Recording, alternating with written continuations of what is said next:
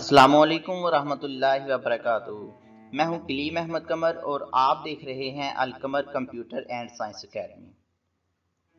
आज की इस वीडियो के अंदर ना सिर्फ हम पीपीएससी के ओल्ड पेपर्स को सॉल्व करेंगे, बल्कि हम हर क्वेश्चन से रिलेटेड जिस टॉपिक से वो क्वेश्चन बना है, हम सिर्फ उस क्वेश्चन को सॉल्व ही नहीं करेंगे, उसको सिर्फ आंसर ही नहीं जानेंगे, बल्कि हम उसके तमाम कंसेप्ट उस टॉपिक को भी कवर करेंगे, ताकि क्वेश्चन से रिलेटेड टॉपिक जो है वो भी कवर हो जाए, ताकि इससे रिलेटेड इस टॉपिक से रिलेटेड अगर कोई और क्वेश्चन भी आ जाता है तो वो भी हम सॉल्व कर सकें।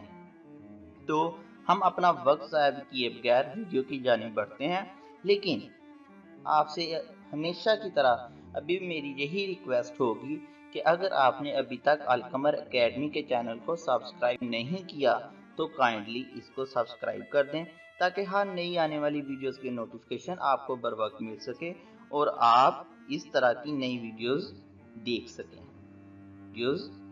सकें। तो अब हम अपना वक्त ज़ाया किए बगैर अपने क्वेश्चन नंबर फर्स्ट की जानिब बढ़ते हैं। तो बल्कि क्वेश्चन स्टार्ट करने से पहले मैं आपको ये बता दूं कि हम बेसिकली इनके अंदर क्या करेंगे।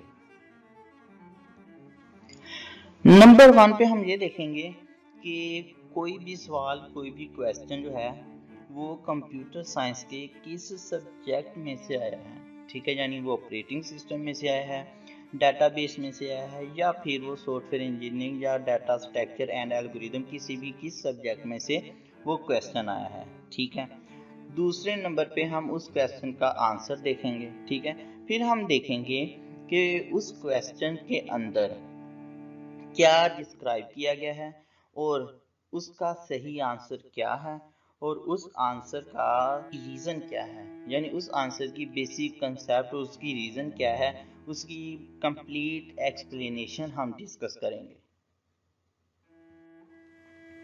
तो अब हम अपना टाइम ज़ाया किए बगैर क्वेश्चन नंबर फर्स्ट की जानिब बढ़ते हैं।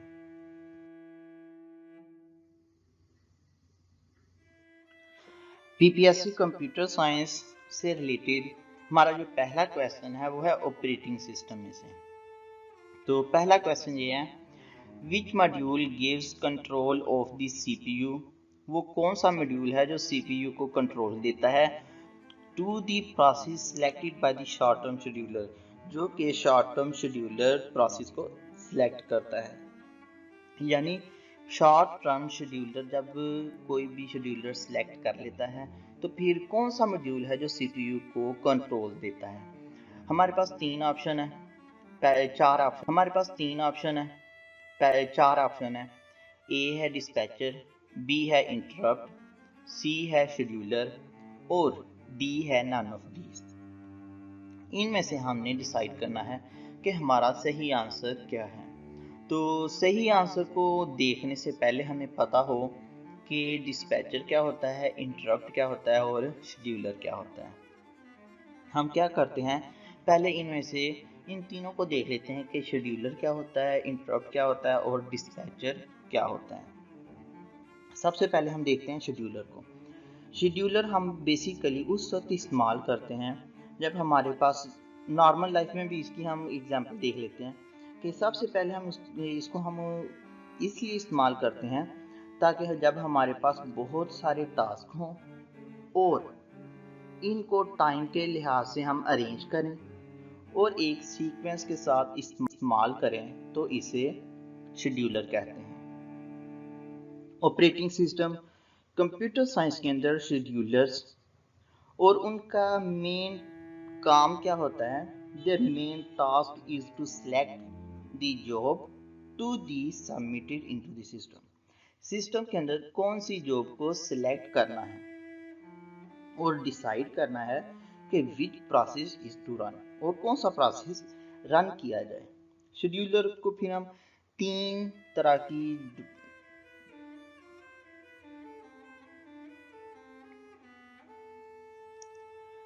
शेड्यूलर की तीन टाइप्स हैं। कौन कौन सी हैं, लॉन्ग टर्म शेड्यूलर है, शॉर्ट टर्म शेड्यूलर है और मिड टर्म शेड्यूलर है। जो कि हमें पता है कि मेन मेमोरी में स्पेस कम होती है, इसलिए सेकेंडरी स्टोरेज से मेन मेमोरी के अंदर कोई भी प्रोग्राम लोड करते हैं तो इसको हम एक प्रोसेस का नाम दे देते हैं। और किन प्रोसेस को रेडी क्यू के अंदर लेके आना है और ये डिसाइड करता है लॉन्ग टर्म शेड्यूलर। उसके बाद जब मेन मेमोरी रेडी क्यू में बहुत सारे प्रोसेस हों तो फिर शॉर्ट टर्म शेड्यूलर कंट्रोलर को सीपीयू को कंट्रोल ओवर देता है ताकि कौन सी जॉब या कौन सा टास्क पहले किया जाए, किस टास्क को रन करना है। शॉर्ट टर्म शेड्यूलर के बाद फिर इसके बाद काम शुरू होता है डिस्पैचर का। Dispatcher is a module that gives control of CPU to the process selected by short-term scheduler. Short-term scheduler. Dispatcher is a module that gives control of CPU to the process selected by short-term scheduler. Short-term scheduler ने जिस भी process को select करना होता है, dispatcher इस process के लिए। और तीसरे नंबर पे है इंटरप्ट। इंटरप्ट एक ऐसा इवेंट या सिग्नल है जो माइक्रो प्रोसेसर को कुछ देर के लिए मुख्तलिफ टास्क से आर्जी तौर पर हाल्ट कर देता है, यानी इसको स्टॉप कर देता है, पॉज कर देता है और प्रीवियस टास्क की तरफ रिटर्न करता है और फिर सीपीयू से अटेंशन की रिक्वेस्ट करता है। अब शेड्यूलर, इंटरप्ट और डिस्पैचर तीनों का हमने डिफरेंस देख लिया। हम तीनों के अंदर से हमने सिलेक्ट करना है कि जो हमें शॉर्ट टर्म शेड्यूलर, जो कि शेड्यूलर की तीसरी टाइप है, उसमें प्रोसेस सिलेक्ट कर लिया जाता है और फिर ओवर देते हैं जिस मॉड्यूल के थ्रू, वो कहलाता है डिस्पैचर। तो हमारा जो आंसर बना वो है ए, यानी डिस्पैचर। क्यों बना है? The dispatcher is a module that gives a process control over the CPU after it has been selected by the short-term scheduler. The main function of the dispatcher is, पहला काम इसका क्या है? Switching contact, switching to user mode, jumping to the proper location in the user program to restart that program.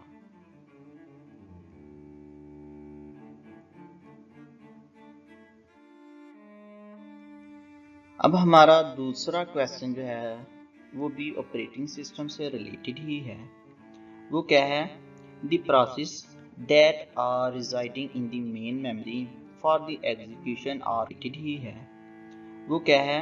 The process that are residing in the main memory for the execution are kept on the list, are kept on a list is called job queue, ready queue, execution queue and process queue. यानी इस question के अंदर इसका मतलब ये है कि कोई भी प्रोसेस जो मेन मेमोरी के अंदर एग्जीक्यूशन के लिए आता है तो उसको हम जिस लिस्ट के अंदर रखते हैं उसको हम क्या कहते हैं? तो ऑप्शन में आता है job queue, ready queue, execution queue and process Q. अब हम इनको देख लेते हैं कि इनके जो ऑप्शंस हैं उनके हर ऑप्शन क्या है, उसकी डिटेल देख के फिर हम डिसाइड करेंगे कि हमारा सही आंसर क्या होगा।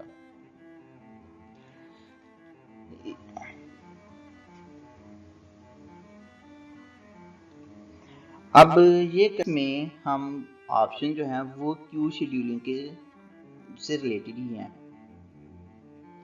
इसमें ऑप्शन भी क्यू शेड्यूलिंग के रिलेटेड हैं। इन computer science, an input queue is collection of processes in storage that are waiting to be brought into the memory to run a program। और ये तीन किस्म के होते हैं, यानी job queue, ready Q and device Q. जो Q के अंदर क्या होता है, this keeps the process in the system, इसने प्रोसेस के अंदर सिस्टम के अंदर प्रोसेस को रखना होता है। And ready queue, this queue keeps rising in the main memory ready and waiting to the execute. A new process is also kept in this queue. इस क्यू के अंदर, रेडी क्यू के अंदर प्रोसेस को रखा जाता है और जो नए आने वाले हमारे प्रोसेस होंगे वो भी इसी के अंदर ही आते हैं। तीसरे नंबर पे है device queue, blocked process due to the unavailability of an input output devices containing queue. और चौथे नंबर पे है एग्जीक्यूशन क्यू, इसने हर प्रोसेस को अलहदा अलहदा एग्जीक्यूशन स्टेट पे रखना होता है। अब हमने जो रेडी क्यू, एग्जीक्यूशन क्यू, ये तीनों हमने देख ली। इन तीनों में से अब हम डिसाइड करते हैं हमारा सही आंसर क्या है। तो क्वेश्चन है the process that are residing in main memory for execution. Main memory के लिए, एग्जीक्यूशन के लिए कौन सा क्यू जो है वो सिलेक्ट होगा। अब देखें, जैसे हमने इधर रेडी क्यू में हमने पढ़ा था कि रेडी क्यू जो है वो राइजिड इन दी मेन मेमोरी के अंदर क्यू जो है वो सिलेक्ट होगा। अब देखें, जैसे हमने इधर रेडी क्यू में हमने पढ़ा था कि रेडी क्यू जो है वो राइजिड इन दी मेन मेमोरी के अंदर होता है और इसने मेन मेमोरी के अंदर रेडी और वेटिंग टास्क को एग्जीक्यूट करने के लिए रखना होता है। तो हमारा जो आंसर होगा वो क्या होगा, रेडी क्यू, बी वाला आंसर होगा। तो क्यों होगा ready queue? The ready queue is a row of all procedures that are waiting to be programmed on CPU. अब हमारा पीपीएससी कंप्यूटर साइंस से रिलेटेड जो क्वेश्चन है वो भी ऑपरेटिंग सिस्टम से रिलेटेड ही है। और क्वेश्चन है the interval from the time of submission of a process to the time of completion is termed as, यानी इंटरवल ऑफ कहलाएगा कि कब सबमिशन ऑफ अ प्रोसेस को सबमिट करवाते हुए to the time of completion in the term as, यानी process के submit होने से उसके कंप्लीशन तक हमारा जो भी टाइम इंटरवल होगा वो क्या कहलाएगा। अब तीन ऑप्शन है इसमें, waiting time, turn around time और रिस्पॉन्ड टाइम और थ्रूपुट। इन चारों में से हमने सिलेक्ट करना है कि हमारा सही आंसर कौन सा है। तो इसको थोड़ा सा हम इसलिए इस तरीके से देखते हैं कि जो वेटिंग टाइम है ना वो क्या होता है, waiting time is of doing nothing and continue to entry condition.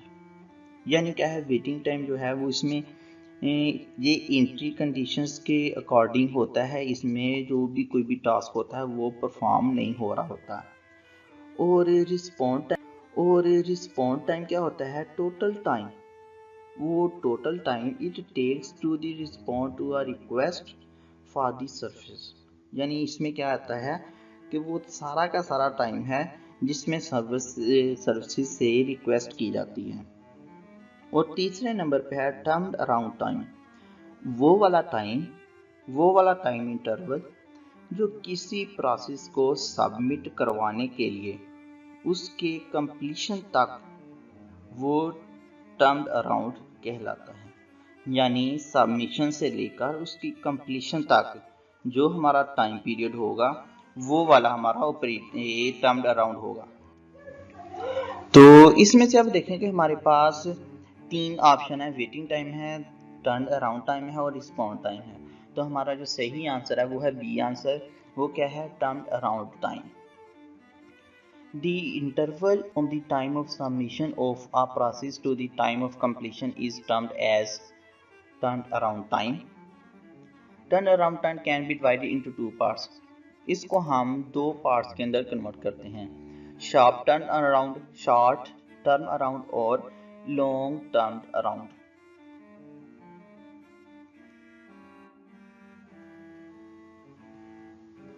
Short Turnaround is an advantage to the economy because in the time and response are the used to the most efficient and effective way possible. But on the other hand, the long turnaround can be less effective as it takes long time and to finish the particular task.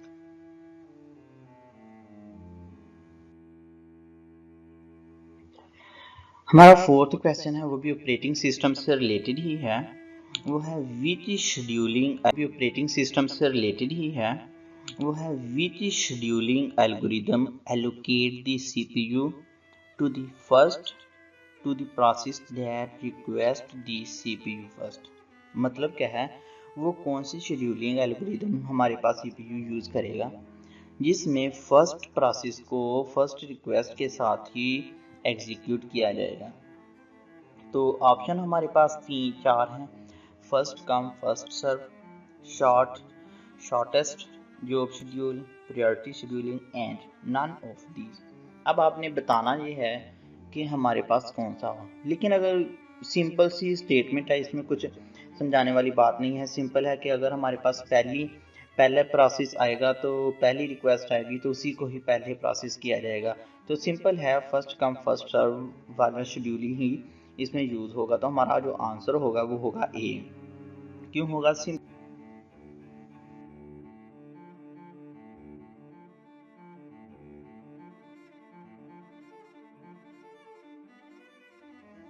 PPSC computer science question number 5 है, वो भी हमारा operating system से related है। तो question क्या है, इन priority scheduling algorithm. Simple उसने क्वेश्चन दे दिया है, प्रायोरिटी शेड्यूलिंग होगा तो प्रायोरिटी शेड्यूलिंग के अंदर भी प्रायोरिटी जिसकी हाई होगी वही हमारा प्रोसेस सबसे पहले चलेगा। तो ऑप्शन हम इसके पढ़ लेते हैं। पहला ऑप्शन है CPU is allocated to the process with highest priority. Number 2 पे है, बी पे है, CPU is allocated to the process with lowest priority. Number 3 है, equal priority process can not be scheduled. और डी है, नन ऑफ दीज। सिंपल इसमें answer हमें पता है कि जितनी हाई प्रायोरिटी होगी तो और डी है, none of these.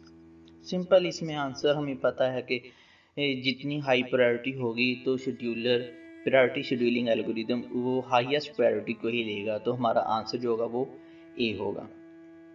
Priority scheduling is a method of scheduling process that is based on priority.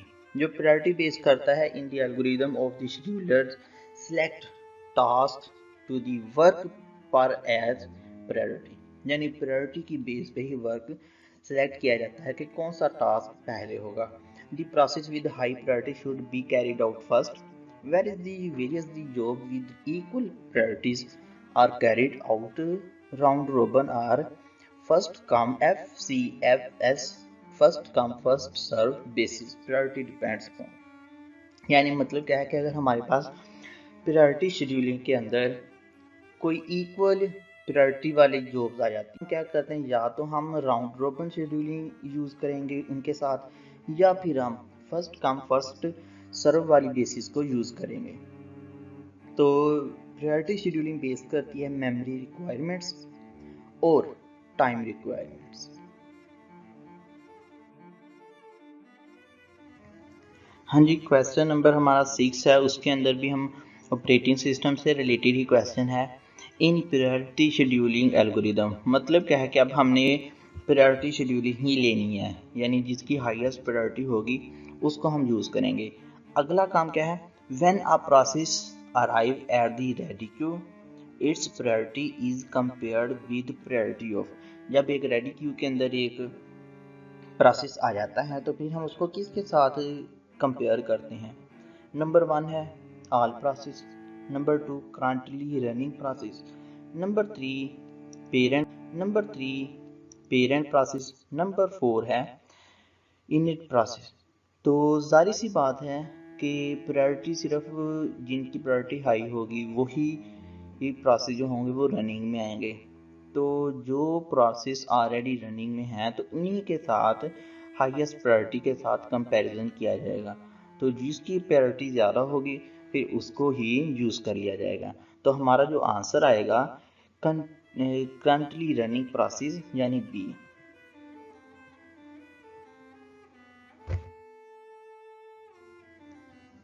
हमारे पास नंबर 7 क्वेश्चन है, वो भी ऑपरेटिंग सिस्टम से रिलेटेड ही है। वो है time quantum is defined. Number 1 है शॉर्टेस्ट जॉब शेड्यूलिंग, नंबर 2 है round robin scheduling, number 3 priority scheduling और number 4 multi level queue scheduling algorithm. अब जारी सी बात है, क्वांटम जो है वो मोस्टली यूज़ ही नहीं किया जाता है राउंड रॉबिन के अंदर। तो जब एक प्रोसेस ऑलरेडी रनिंग में हो तो कोई दूसरा न्यू प्रोसेस आ जाए तो सीपीयू क्या करेगा, सीपीयू रनिंग प्रोसेस को स्टॉप करके इनकमिंग प्रोसेस जिसकी प्रायोरिटी सबसे हाई हो उसे लेगा। और मिसाल के तौर पर एक प्रोसेस हमारे पास है जिसका टाइम स्लॉट है 100 मिली सेकेंड और जो वन जो है वो 250 मिली सेकेंड है।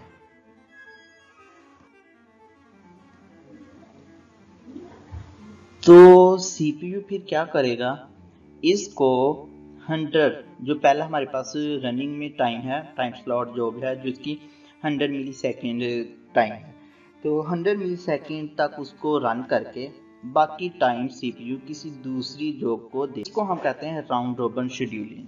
तो हमारा जो आंसर आएगा इसके अंदर, तो यानी हमारे पास इस चीज़ को हम कहते हैं क्वांटम टाइम। तो ये ए बी सी और डी तीनों ऑप्शन में से आएगा ये बी वाला ऑप्शन, यानी राउंड रॉबिन शेड्यूलिंग। तो आंसर हमारा बी है। Sorry, the period of time of which a process is allowed to run in a primitive multitasking system is generally called time slice or time quantum. The scheduler is run on once every time slice to choose the next process to run. The operating system which controls such a design is called multitasking system. हाँ जी, question number 8 है, ये भी operating system से related ही है। Question है in multi level feedback. Question number 8 है, ये भी ऑपरेटिंग सिस्टम से रिलेटेड ही है। क्वेश्चन है in multi level feedback scheduling algorithm. ठीक है, मल्टी लेवल शेड्यूल एल्गोरिथम के अंदर क्या होगा, पहले नंबर पे है the process can move to different classified ready queue. पहला ही ऑप्शन इसके साथ मैच कर रहा है। तो बी है classification of ready queue is permanent. Number 3 है, ये भी नंबर भी हो ही नहीं सकता।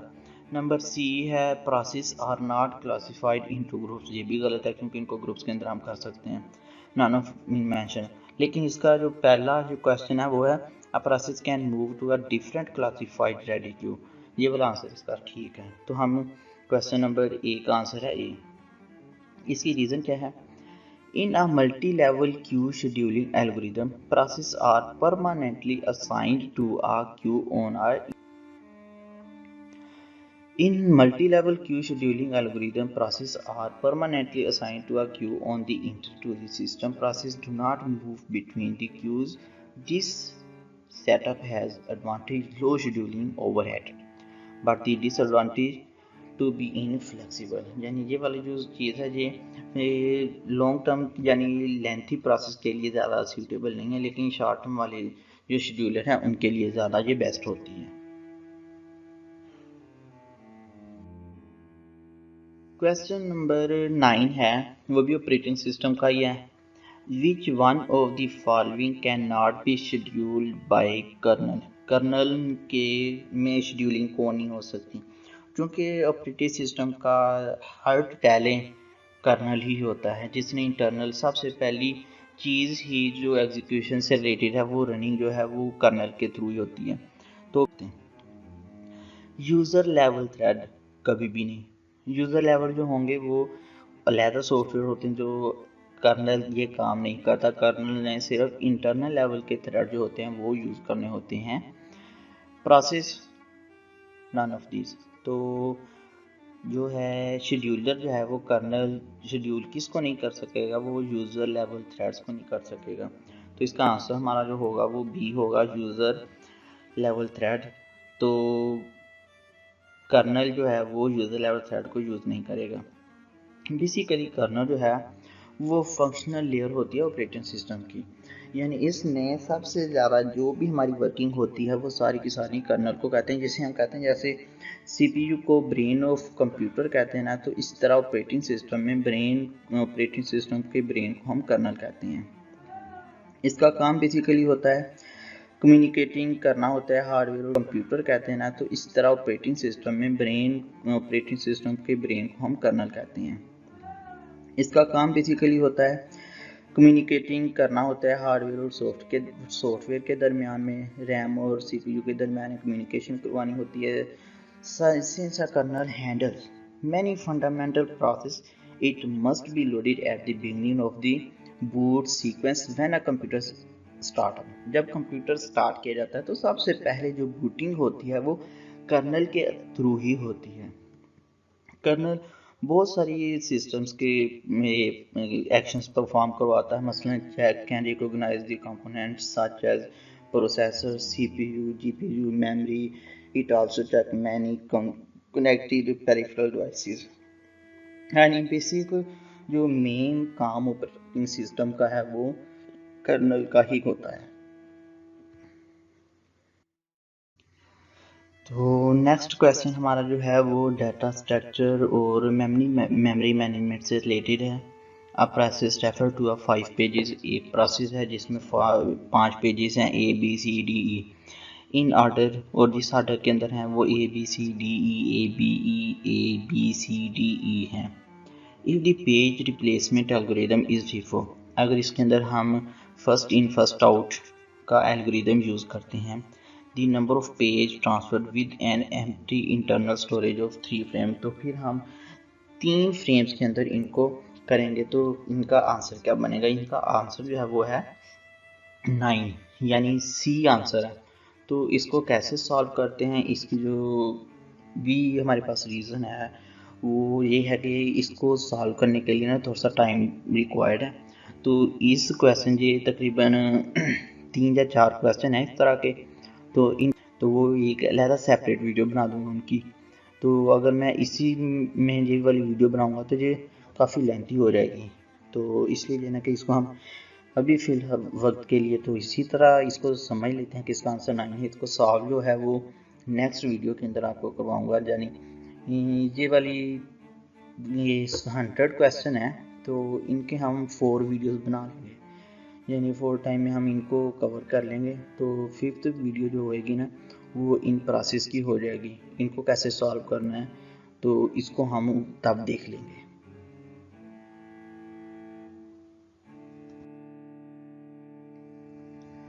क्वेश्चन नंबर 11 है, a memory page containing a heavily used variable that was initialized very early and is in constant use is removed, and then the page replacement very early and is in constant use is removed, and then the page replacement algorithm is used। अब इसमें 3 option है, LRU, LFU, FIFO and non. अब देखें ज़रा, FIFO जो है first in first out page को replace इस तरीके से या इस अंदाज में करता है कि वो पेज जो सबसे पहले मेमोरी में आता हो ये उसको सबसे पहले रिमूव करता है। Since every variable is initialized very early and it is in the set of first page, so it will be removed in 2 ways। इसको 2 तरीकों से हम रिमूव कर सकेंगे। नंबर 1 पे है LRU least recent use, LFU least frequently used. अब LRU को तो ये होगा नहीं और ये कॉन्स्टेंटली यूज भी नहीं हो सकता, तो इसलिए ना ही LFU होगा और ना ही LRU होगा। तो फिर लास्ट पे हमारे पास बचता है FIFO। तो हमारा जो आंसर होगा वो C होगा, FIFO यानी FIFO। FIFO replace the places pages brought into the memory first we remove, जैसे मैंने पहले बता दिया कि जो मेमोरी के अंदर फर्स्ट पेज आएगा उसी को ही रिमूव पहले किया जाएगा। तो LRU और LFU इसमें सूटेबल नहीं होंगे।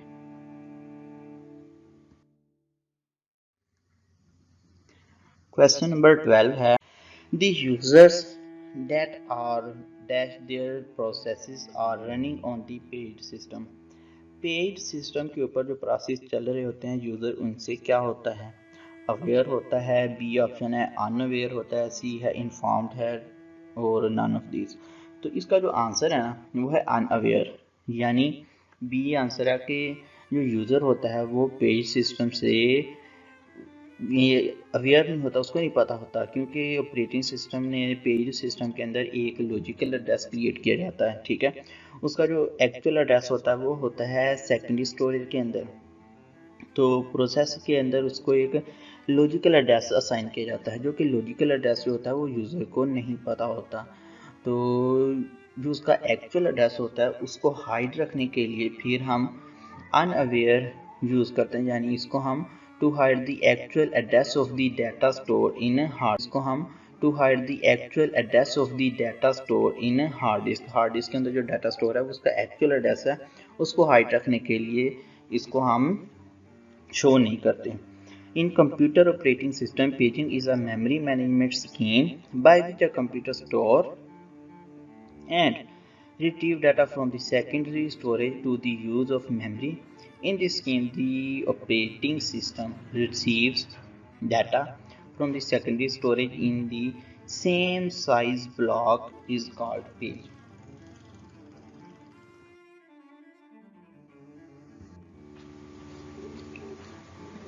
हाँ जी, क्वेश्चन नंबर 13 है, वो भी ऑपरेटिंग सिस्टम से रिलेटेड ही है। The aim of creating page replacement algorithm is, यानी रिप्लेसमेंट पेज एल्गोरिदम का बेसिक पर्पस क्या होता है, replace pages to the process. Basically page replacement algorithm virtual memory का अहम पार्ट होता है। ये ऑपरेटिंग सिस्टम की मदद करता है कि इसको किस मेमोरी पेज को रिमूव किया जाए ताकि नीडेड पेज के लिए स्पेस क्रिएट की जा सके। तो हम कह सकते हैं पेज रिप्लेसमेंट एल्गोरिदम का बेसिकली जो काम है, मकसद है, वो है पेज फॉल्ट को रिड्यूस करना, पेज फॉल्ट को कम करना। अब हमारे पास जो ऑप्शन है वो रिप्लेस पेजेस है, नहीं increase the page fault rate, यानी फॉल्ट रेट इंक्रीज करना। तीसरे नंबर पे है डिक्रीज पेज फॉल्ट रेट। तो हमारा जो आंसर होगा वो होगा सी, यानी डिक्रीज करके पेज फॉल्ट को डिक्रीज करना। तो page replacement algorithm are the important part of virtual memory में डिक्रीज करके पेज फॉल्ट को डिक्रीज करना। तो page replacement algorithm are the important part of virtual memory management system, इसने वही काम जो मैंने ऑलरेडी आपको बता दिया हुआ है।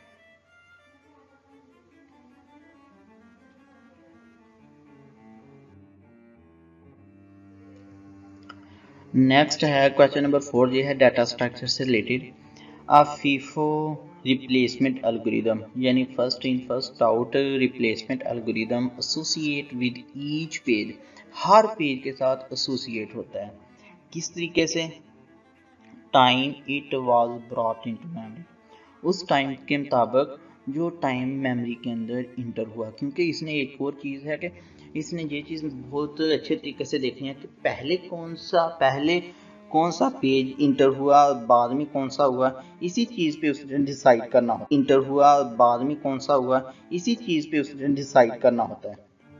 दूसरे नंबर पे है size of page in memory, के मेमोरी में पेज का साइज कितना है। तीसरे नंबर पे है page after the before it, page पहले कौन था, बाद में कौन सा है। ऑल ऑफ दीज, ये तमाम चीज़ें बेसिकली डाटा स्ट्रक्चर जो है वो ये चीज़ फीफो के अंदर ये चीज़ देखी जाती है कि सबसे पहले कौन सा आया और सबसे बाद में कौन सा आया, उनके आने के टाइम को नोट किया जाता है। तो फिर हमारा जो आंसर बनेगा वो होगा A, time it was brought into memory. FIFO algorithm as associate with each page and FIFO algorithm जो होता है वो तकरीबन हर पेज के साथ मुंसलिक होता है। जब इसको मेन मेमोरी में लाया जाता है तो हर पेज की टेल से स्टार्ट होता है। और पेज क्यू की सबसे अहम बात यह है कि जितने नेक्स्ट हमारा क्वेश्चन नंबर 15 है, वो भी डाटा स्ट्रक्चर से रिलेटेड है कि optimal page replacement algorithm is क्या है कि ऑप्टिमल पेज रिप्लेसमेंट के एल्गोरिदम के अंदर क्या होता है। पहले नंबर पे है replace the page that has not been used for long time, के पेज को हमने रिप्लेस करना है तो उसके अंदर ऑप्टिमल पेज एल्गोरिदम के अंदर हम किस पेज को करेंगे। तो जो कहते हैं कि लंबे अरसे के लिए यूज़ नहीं हुआ वो replace the page that has been used for a long time, कि वो वाला पेज जो काफ़ी लंबे अरसे के लिए दैट हैज़ बीन यूज हो रहा है, या फिर replace page that will not be use for long time, या फिर उस पेज को हम रिप्लेस करें जो काफ़ी लंबे अरसे के लिए वो वाला पेज जो काफ़ी लंबे अरसे के लिए दैट हैज़ बीन यूज हो रहा है, या फिर replace page that will not be use for long time, या फिर उस पेज को हम रिप्लेस करें जो काफ़ी लंबे अरसे के लिए यूज़ नहीं होगा। नन ऑफ दिस नहीं। तो बेसिकली ऑप्टिमल पेज के अंदर हम वही चीज़ लेते हैं जो वो पेज है वो एक लॉन्ग टाइम पीरियड के लिए यूज़ नहीं होगा, तो उसको हम यूज़ करेंगे। तो हमारा जो ऑप्शन आएगा, आंसर आएगा, वो आएगा सी। तो इसकी रीज़न क्या है कि ऑपरेटिंग सिस्टम में जब एक कोई भी नया इसमें न्यू पेज जो भी रेफ़र किया जाता है तो लेकिन अगर वो मेमोरी में मौजूद ना हो तो पेज फॉल्ट अकर होता है।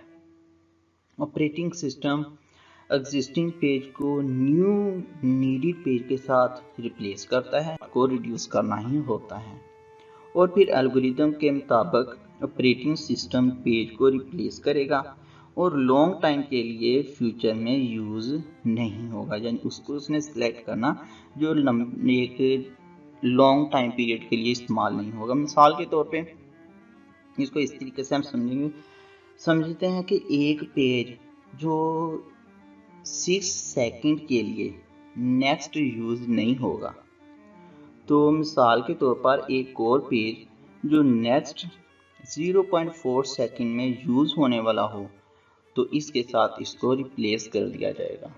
तो इस तरीके से हमारा जो आंसर है वो सी होगा, क्योंकि ये लॉन्ग टर्म के लिए यूज़ नहीं होगा, उसके साथ रिप्लेसमेंट होगी।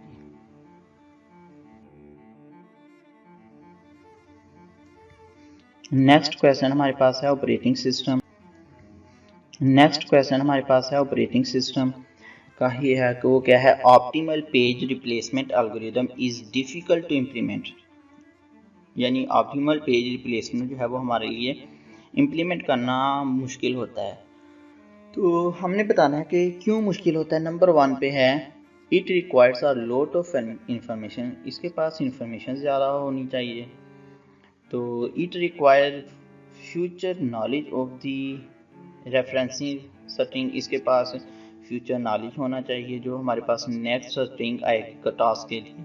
इट टू बी कम्प्लेक्स, ये कम्प्लेक्स है। इट इज़ एक्सट्रीमली एक्सपेंसिव, ये बहुत महंगा होता है। ये भी का कोई बात हुई भला, चलो खैर, यानी ये इसमें 3 ऑप्शन जो हैं वो ज़्यादा हैं कि ये कम्प्लेक्स हो सकता है, इसके पास नॉलेज ऑफ रेफरेंसिंग सेटिंग होनी चाहिए, या फिर it required a lot of information, इसके पास ये कम्प्लेक्स हो सकता है, इसके पास नॉलेज ऑफ रेफरेंसिंग सेटिंग होनी चाहिए, या फिर it required a lot of information, इसके पास उस पेज की इंफॉर्मेशन ज़्यादा होनी चाहिए।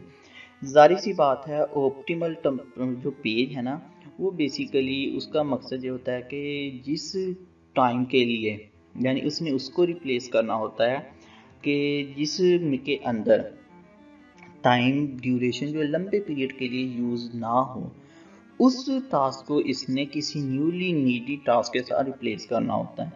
तो इस वजह से उसके पास हर पेज की जर्नल हर तरह की इंफॉर्मेशन होनी चाहिए। तो हमारा जो आंसर है, it requires future knowledge of the referencing setting. इसके पास जो है कि जो आने वाली नए जितने भी हमारे पास सेटिंग्स और टास्क हैं उनकी इंफॉर्मेशन, इसका नॉलेज होना चाहिए। Replacement algorithm associate with each page of, यानी किस पेज के साथ ये अटैच होता है। Time it was brought into memory, यानी वो वाला टाइम इसे नोट करना जो मेमोरी के अंदर जब ये लाया, या फिर the time of that page is last use, या फिर वो वाला टाइम नोट करना कि लास्ट यूज़ किया जाए।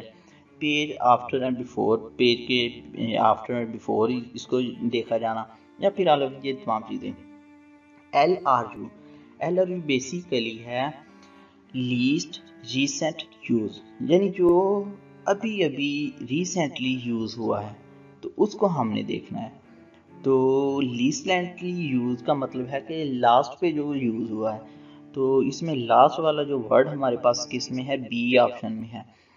तो हमारा जो आंसर होगा वो होगा B, time of that page is last use, जो टाइम हमारा लास्ट पे इज लास्ट यूज, जो टाइम हमारा लास्ट पे यूज हुआ है।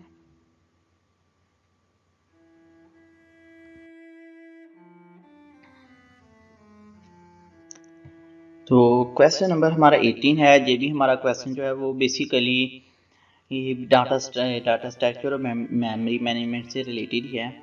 For 3 pages frame the following is referencing string 70123030423021201 है। How many page fault does the LRU page replacement algorithm reduce? तो इसका आंसर है 15। तो इसकी जो एक्सप्लेनेशन है वो भी नेक्स्ट वीडियो के अंदर ही करेंगे, यानी क्वेश्चन नंबर 10 और क्वेश्चन नंबर 18 इन दोनों को, और भी नेक्स्ट जो भी आएंगे इन टाइप की जो क्वेश्चंस हैं इनकी एक अलग वीडियो बना के वो अपलोड की जाएगी, ताकि अच्छे तरीके से इसको प्रॉपर वे में एक्सप्लेन किया जा सके। अगर इधर एक्सप्लेन किया तो ये काफ़ी लेंथी वीडियो हो जाएगी।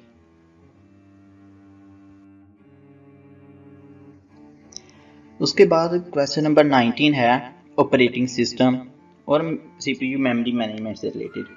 क्वेश्चन है कि CPU fetches the instructions from memory according to the value of, किसके अकॉर्डिंग लेता है, program counter, status register, instruction register या प्रोग्राम स्टेटस वर्ड।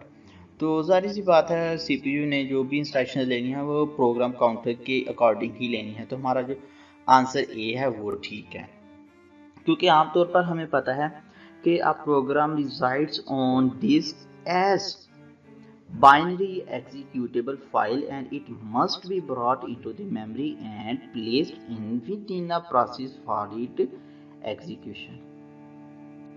और बहुत सारे प्रोसेस जो हैं वो वेटिंग में होते हैं ताकि इनको एग्जीक्यूशन के लिए मेमोरी में लाया जाए। और नेक्स्ट प्रोसेस के लिए memory consists of a large number of arrays or word or byte having the own address। उनका अपना एक एड्रेस होता है। CPU fetches instruction from memory according to the value of program counter, और program counter जो होता है वो इन एड्रेसेस को स्टोर किए हुए होता है। तो फिर मेमोरी मैनेजमेंट CPU जो है वो उन एड्रेस के अकॉर्डिंग ही, एड्रेस की वैल्यू के अकॉर्डिंग ही इंस्ट्रक्शंस को फेच करता है। अब program counter is a register in a CPU processor that contains the address of the instruction by executed at the current time। Question number 20 operating system से related है current time.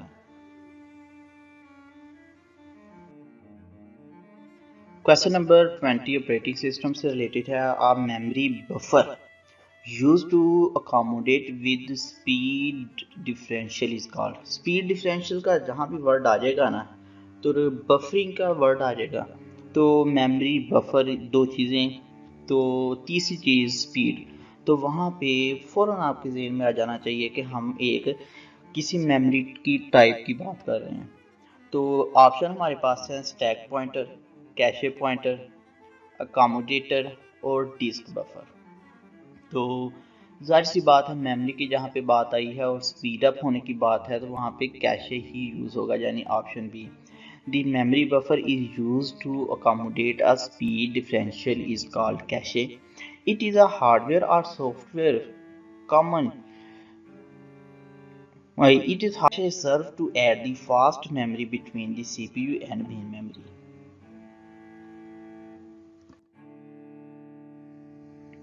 Question number 21 है, वो भी operating system से related है।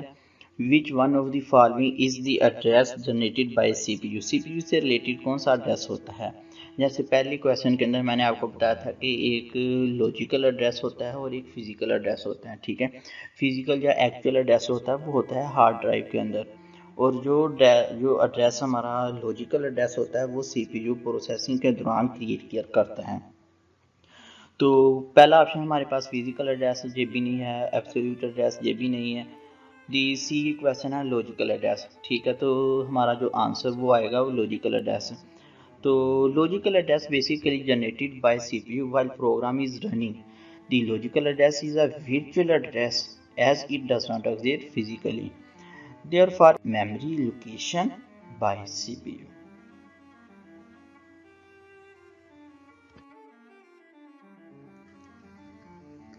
Question number 22 है, run time mapping from virtual to physical address.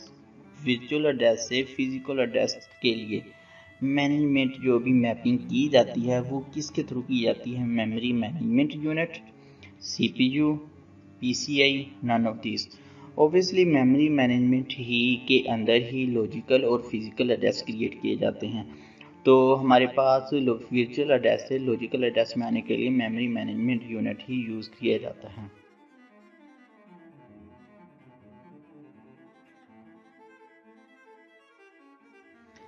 हाँ जी, पीपीएससी कंप्यूटर साइंस का क्वेश्चन नंबर है 23, ये भी ऑपरेटिंग सिस्टम और मेमोरी मैनेजमेंट से ही रिलेटेड है।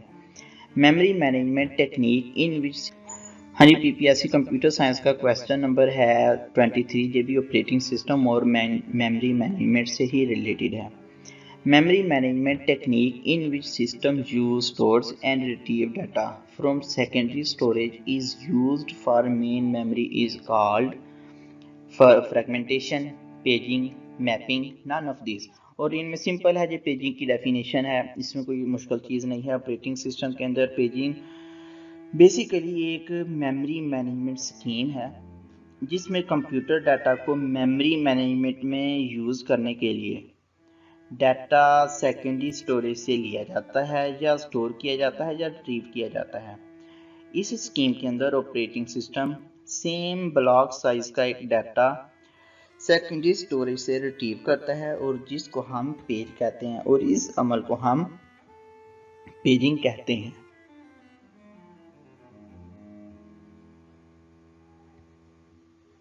तो हमारा जो आंसर होगा वो बी ठीक होगा।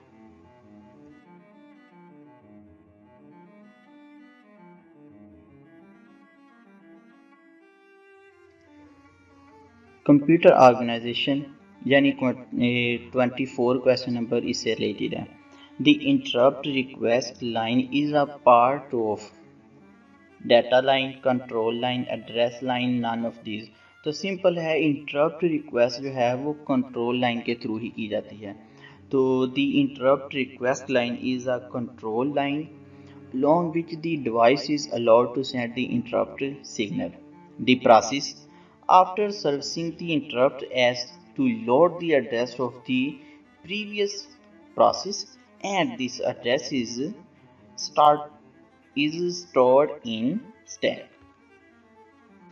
उसके बाद क्वेश्चन नंबर 25 है जो ये हमारे पास प्रोसेस स्टैक से रिलेटेड है। The return address from the interrupt services routine is stored on system heap, processor register, processor stack और memory। अब हमने देखना जो है कि हमारा जो आंसर है वो किससे रिलेटेड है।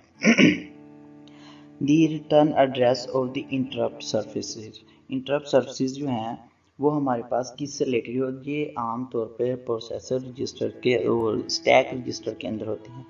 और स्टैक रजिस्टर के अंदर होता क्या है कि हमारे पास जो भी हमारे पास पेजेस या टास्क हों तो उनमें से लिफो का एक एल्गोरिथम है वो यूज़ किया जाता है, यानी लास्ट इन फर्स्ट आउट। तो लिफो का एक एल्गोरिथम है वो यूज़ किया जाता है, यानी लास्ट इन फर्स्ट आउट। तो आज की इस वीडियो तो हमारा जो आंसर होगा वो आंसर हमारा प्रोसेसर स्टैक होगा सी। तो आज की इस वीडियो के अंदर हम ये 25 क्वेश्चन करते हैं, ठीक है। तो बाकी जो क्वेश्चन होंगे वो दूसरी वीडियो के अंदर हम इंशाल्लाह 1 या 2 दिन के अंदर अपलोड कर देंगे, आपके साथ शेयर करेंगे। तो इंशाल्लाह अगर आपने अभी तक चैनल को सब्सक्राइब नहीं किया तो काइंडली चैनल को सब्सक्राइब कर दें ताकि नई इस तरह की और वीडियोस भी आपको मिल सकें, और साथ वाले बेल के आइकॉन को दबाना मत भूलिएगा। अल्लाह हाफिज़, थैंक यू। अगर आपका इससे रिलेटेड कोई भी क्वेश्चन हो तो आप मुझसे पूछ सकते हैं।